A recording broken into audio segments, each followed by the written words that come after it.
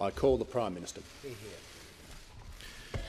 I move that the House apologise to the victims and survivors of institutional child sexual abuse. Mr. Speaker, let me first welcome all of those who have come here today. Whether you sit here alongside us here in this chamber, in the Great Hall, outside, elsewhere in the nation's capital, in your living room, in your bed, unable to rise today or speak to another soul.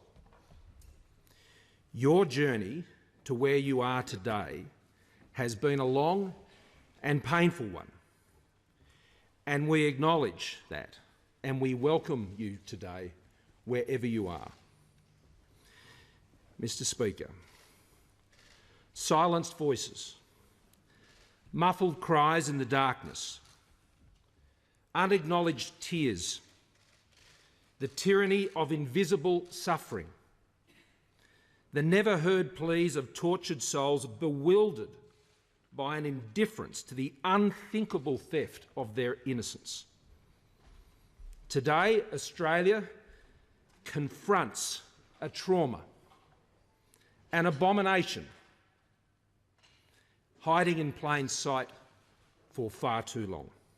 Workmates, and in some cases, as a nation we failed them, we forsook them, and that will always be our shame.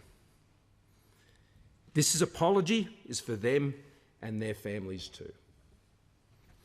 As one survivor recently said to me, it wasn't a foreign enemy who did this to us. This was done by Australians to Australians. Enemies in our midst. Enemies in our midst. The enemies of innocence.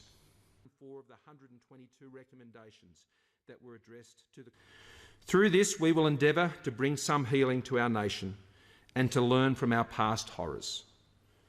We can never promise a world where there are no abusers, but we can promise a country where we commit to hear and believe our children, to work together to keep children safe, to trust them, and most of all, respect their innocence.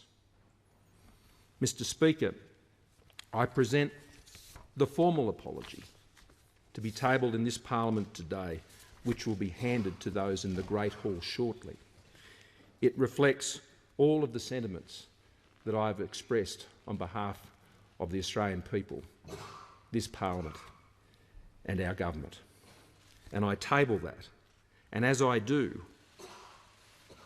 I simply say, I believe you, we believe you, your country believes you. To signify their support, I invite all present to rise in their places.